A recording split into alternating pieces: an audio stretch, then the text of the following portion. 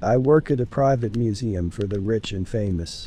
The guests are trying to kill me. Story writer Luke Simpson. This week, I found myself scrubbing away at the scatterbrained mirror in the paranormal wing of the museum.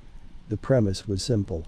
The mirror's deep navy and galaxy sparkled reflection would read your eyes, and the deepest horrors and fears from the recesses of your mind would scatter onto the mirror like brain paint.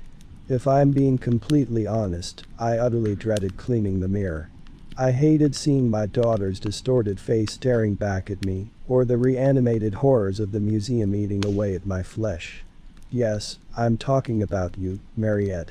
I peered my head out the large doorway to the plastic doll in her display. My microfiber cloth polished the blood and muck from the corners of the mirror's golden ornamental frame. It reached between the crevices of the perched gargoyles it depicted in its etchings around the rim of its face.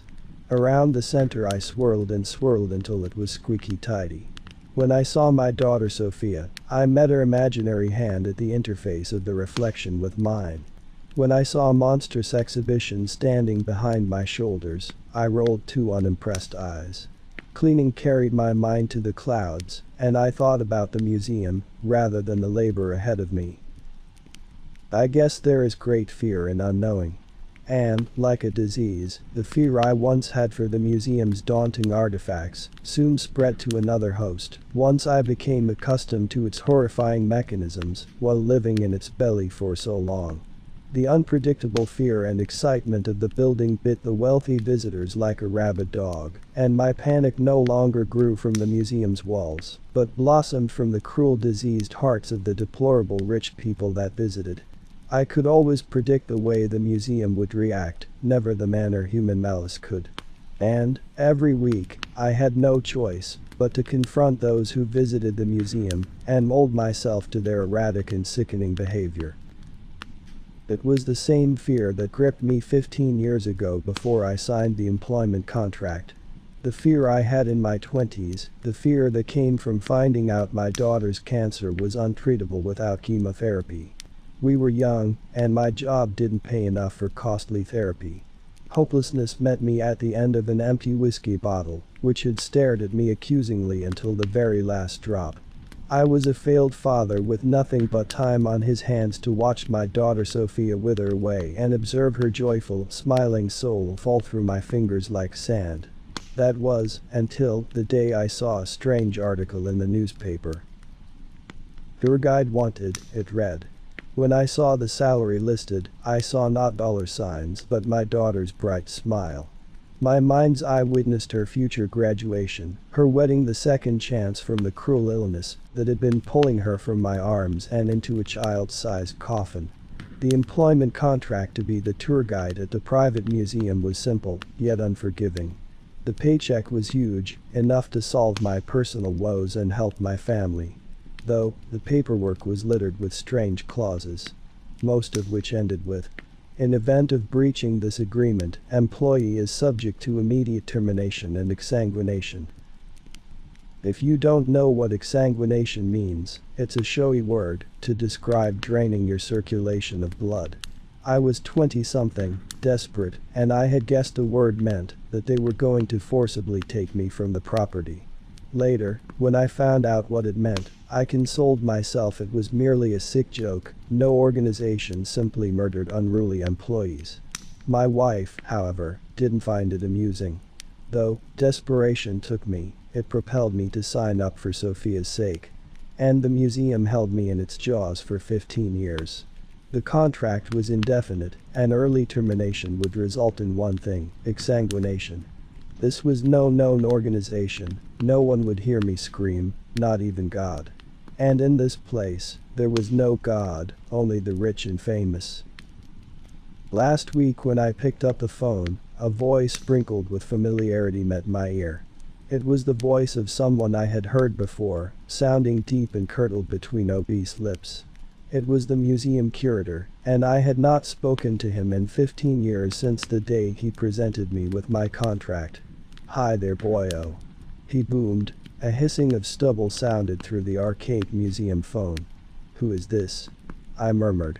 He bellowed a fat man's laugh. Oh, you don't recall. My stomach sank when I remembered the curator's voice. We spoke for a while, and the conversation was short and terrifying. He was understanding, but beneath his bubbly tone was an underlying and unsated desire for cruelty. He was just like the rest. After a short chat, he coughed into the phone to break the catch-up. What I'm trying to say, lad, is that I appreciate your commitment to the museum. That I do. For the guest list tonight, he paused, murmuring gibberish as he read something. Yes. 5 will be attending the function tonight, 4 of which are guests. I nodded to myself. I was off the hook. But why was he calling me? Great, the last attendee is not a guest, rather, will be there for your aforementioned exsanguination. I think my heart stopped. Excuse me? I said. Oh, it's not all bad, chap. If the attendee is incapacitated and unable to carry out this clause of your contract, kill you, we'll be seeing you on time for work next week. Cheerio. The phone clicked off. It was a painful week after that night, and my heart never left my throat.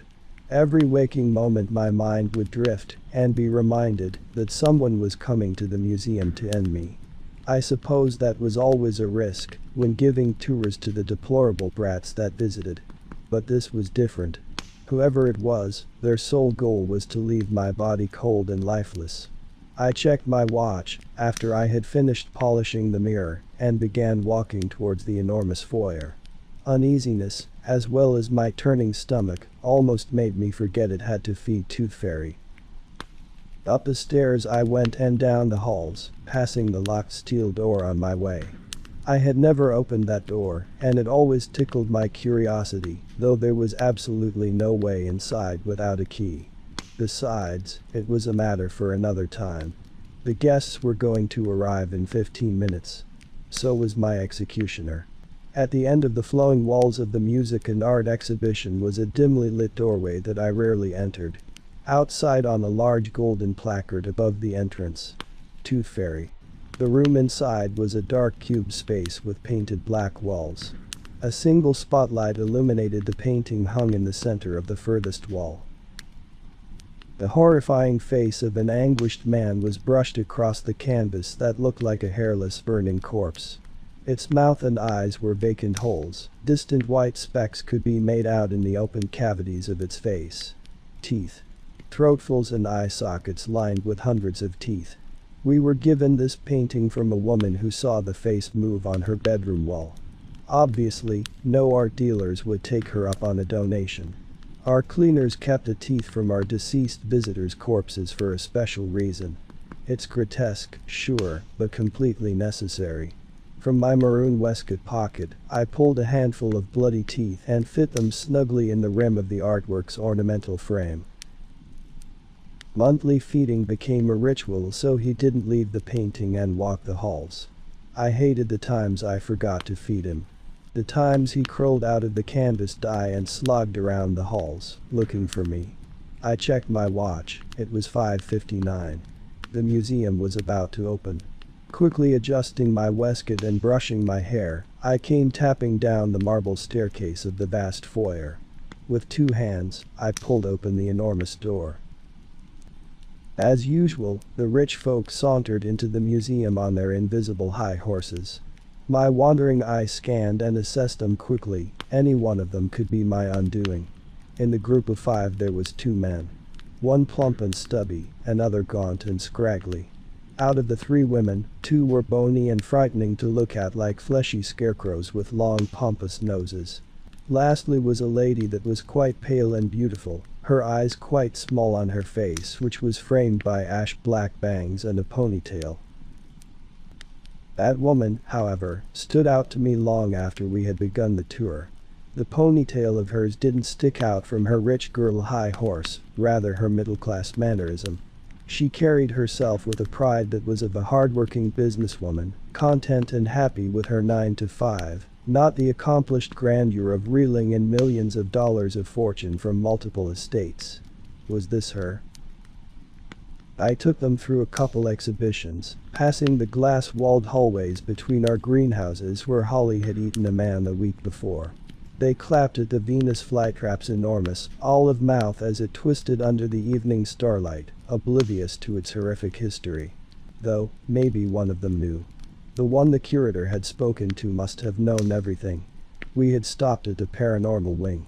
They saw Mariette for a while before their eyes then set on something else. "What's under here?" a woman said, pulling at a display cabinet's blanket. "Take a look," I said, pulling the fabric away with one shaky hand like a magician terrified of a failing stunt. He had no human mouth nor teeth. His snout was the long hairy tube appendage of a blowfly. You could see his black eyes in the incandescent light at certain angles. They had faded to pitch after the many years of anguish and isolation in his glass prison. His face was a charcoal black, not gray. So was his gangly body, that broke out wings and spiny limbs through his hairy graphite flesh. There was no white in his eyes, only a screen door pattern upon two bulging, dark eyeballs that housed 1,000 more. He watched us unblinkingly through the glass, one deformed wing buzzing and clicking. Moving. Half human, half fly. Below the display on a golden placard, it read, "Beelzebub." The woman in a long brunette ponytail leaned in and gawked, pressing her done-up nails against the glass with a clack. As she turned her head to say, "Shouldn't he be in the insect exhibit guide?" The thing inside the glass turned his revolting head too, as if it could understand her. As if he felt mocked. There were a couple chuckles from the rich crowd. My jaw tightened, though. They were upsetting him. He was there originally, yes. I wiped one sweaty palm against my trousers. He was brought into the museum by an anonymous donor, describing it as being the product of experimental chemical warfare. The lady nodded pensively. The thing buzzed inside the glass. However, I continued. Our team quickly disproved this. Our museum was unable to understand what this creature was, nor what happened to him. And so, he rots his days away stuck in the paranormal wing. It's tragic, but necessary. I personally believe the person who donated him thought we were his last resort to dispose of him. Suddenly, one hairy feeler braced the glass and stuck against a barrier like a sickly black hoof. I felt queasy and wanted to move on, but the questions kept pouring. "How did he get that name?" a man's voice said from the back. In theology, Beelzebub was one of the 7 princes of hell. In Ugaritic, the name roughly translates to Lord of the Flies. My eye briefly caught the thing in the display cabinet bending its head to the side like a confused dog, one disgusting tube snout rocking back and forth like a pacifier. Does it think? I mean, like you or I. We simply don't know, I said. Not many staff come into this exhibition chamber, let alone try interact with the pieces. Extending one arm forward, I ushered the crowd to walk on. We did for a while, until I noticed the woman with a black ponytail still pressed against the glass gawking at the blowfly's body. "Ma'am?" She pointed an index finger at it for a couple moments before speaking. "I want to try speak to him. He looks like he's in pain." "I don't think that's a good idea. You probably pass him every day you work here," she interrupted, her tone searing me like hot coal. "Giving tours, cleaning cabinets. And not once have you tried to find out if he's still human in there?" Her finger darted against the glass to his bulbous, hairy black head.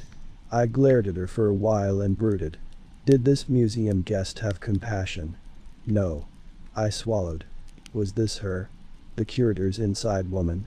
The one trying to kill me? If she got any closer to the fly, she would be as good as dead. Though, I might be the collateral damage.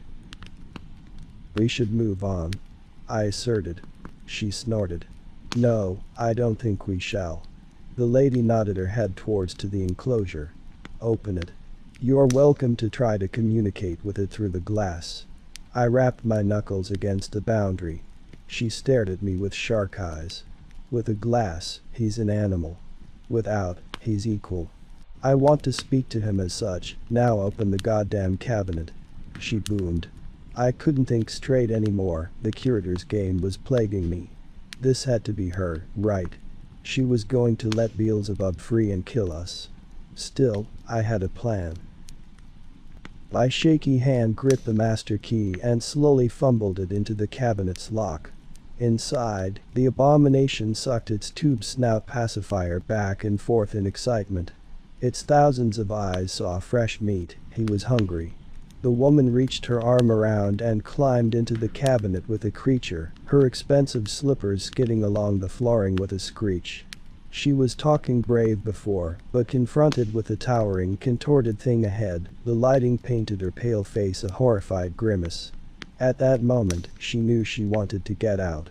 The back of the woman still hung out past the cabinet's doorframe, in case she needed a quick exit. She didn't dare stand fully inside the fly's enclosure. My heart was beating out of my chest. She was going to let him out, and Beelzebub shall suck my flesh through his face straw like a human strawberry milkshake. Breathing was hard, I felt like I was going to pass out. Without warning, I kicked the woman forward. My foot planted itself on her back, and she went tumbling into the enclosure and against the far end of the glass, screaming. I shut and locked the door swiftly. The curator will not have my head this evening. I found her. She's the one who wants me dead. Help me. She screamed. Gasps of the crowd behind me sounded like they were wheezing into balloons. I leaned one hand against the door. You wanted to speak to him face to face. The abomination was reanimated. Spiny insectoid hooks spread from its hairy half-human flesh. It spread and beat its ghoulish, torn wings. It was ready to feast. What the hell are you doing? One of the men behind shouted. I turned my head to him. Complying. Suddenly, the woman's drumming fists did something the frail insect's hooves never could. She smashed a hole in the cabinet from the inside and came tumbling out onto the floor in a cascade of glass.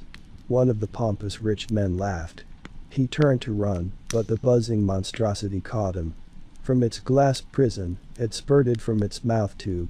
Slime covered the man's face like sage jelly dotted with smaller, black blowflies. It was like something out of my nightmares of Sophia. The blowflies bored holes into his flesh, into his cheeks. Crawling didn't get him far. The flies were already digging. He screamed and the rest of the guests screamed, too. Flies buried under his cheeks and came crawling out through the corners of his eyes. Red gaping holes emerged beneath skin that popped like peach-colored balloons filled with bloody paint. The flies were even inside his gums, and the man screamed. He screamed and screamed until the screams were no more, until it was just me alone beside his corpse with the flies that crawled and squirmed inside his spiny flesh suit. On my knees I vomited against a marble wall, my hand meeting his pool of life fluid on the floor. Exsanguinated. Beelzebub's mouth tube met one of the man's calves and sucked chunks of his fleshy soup up with a thirp like Satan's vacuum cleaner. From crawling to standing I broke into a sprint, managing to steady by dragging my hand against the marble as I ran, leaving trails of bloody finger-painted lines, a grotesque artwork only the Tooth Fairy could appreciate. My feet skidded around the ground as I bolted around corners, past the living wall and deep-sea exhibition. At the end of one hallway, my eye caught her ponytail that darted into the museum's theater. She was up to something, her plan failed, now she was finding something else to kill me. Inside, the theater was vast and ornate, with rows upon rows of silky lilac seats. Marble balconies reached out over the stage like great expensive white clouds. Small holes projected streams of light from the theater's corners, ceiling, and stage. A brilliantly blue humpback whale suspended in shifting light floated from the entrance beside me, downhill the slope of seats, before blubbering and disappearing into the wall as the projectors flickered. Specks of light from its shooting spout had hit my face like droplets of rain and felt like cold fingers against my cheek. For a short lifespan, our theater and its holograms were real. The brunette woman didn't know that. Though, she was my executioner. Maybe she did. I slowly stepped down the staircase. She was shaking, screaming at me from the stage, her voice echoing in the enormous decorative room. Get away from me. I stepped closer. And she didn't stop screaming. You locked me in the cabinet with as she trailed off, the lights dimmed to a pitch black. The next show was about to commence. Trumpets suddenly boomed and shook the theater, spotlights illuminated a single holographic soldier cleaning his rifle to the right of his stage. The next showing was a war performance I had seen many times before. My heart was beating in my chest, the fly was searching the halls for more food, and we were the closest feast. I was pleading for us to leave at the top of my lungs over the loud roaring trumpets, barely hearing my own voice. The woman backed away, tears streaming down her face, and distorting her mascara. As if possessed by the museum, the soldier finished cleaning his gun, turned and gave me a sickening grin. White light flickered a show of revoltingly sharp teeth as he loaded his rifle. I had watched this presentation hundreds of times, and this was a first. I screamed, the trumpets boomed and boomed. She kept walking backwards, away from me and into the soldier's line of fire. My mouth was agape, my shriek rumbled my lungs with reverb, my soundless voice tearing away at my coarse throat. The holographic bullet tore through her skull, a hammer meeting fleshy coconut. Bits of blood and brain painted chickenpox specks of death upon my maroon waistcoat. And the projected soldier showed teeth. I thought back to the mirror I had cleaned earlier. Scatterbrain. Animated, the museum's horrifying specter slowly bent to one knee and began loading his rifle with the next non-existent bullet. I tumbled over seats and stairs as I sprinted from the stage towards the entrance, holes tearing away at the lilac fabric of the chairs as he shot, opening flaps like blooming verbena flowers. I might have thrown up again if I didn't have to keep running. Beelzebub slogged behind me distantly at the end of the hallway, his spiny, hooked feet screeching against the marble. Buzzing mocked me from behind as a deformed wing that was never meant to fly twitched in the starlight that flooded over his hairy thorax. Guests were still screaming in the foyer, they darted in every angle like shaken ants. My hand reached for the museum's front door. My lady executioner was dead, but my eyes were traumatized with gore. I couldn't bear it anymore. I reached to pull the door open and the museum's phone rang. Once again, my heart felt like it stopped beating. I let go of my shaky grip around the cold door handle. Up the stairs I went, wiping one sweaty hand against my trouser leg. Reluctantly, I reached for the phone. Hello. My quiet voice fell out of my mouth. Oh, guide the sound of the plump curator pulling from his cigarette. Your debt in punishment has been paid. None of tonight's guests were anything special. I swallowed sour spit. My throat was tight. What do you mean? They're middle-class volunteers on a luxury-sponsored trip to a private museum, none were there for the exsanguination. And boy oh, did you prove that you belong here what? I slammed the phone on my reception desk, the sound of plastic echoing throughout the foyer and ringing in my ears. The cold feeling flooded my chest, my horrible realization dismantled me. This week, the guests never did anything particularly dreadful. It was me alone who had cornered them into hell from fear of losing my own life. My punishment from the curator was never death. It was torment. Was I a monster, too? For a while, I cried in the foyer, oblivious to the screaming and carnage unfolding throughout the museum. Tears flowed down my face and stained paperwork of dead guests, my hands still shaking from fear and dread from the museum's looming and reanimated monstrosities. Beelzebub was coming. I didn't like what I was becoming. I was going to leave this dreadful museum, no matter the price.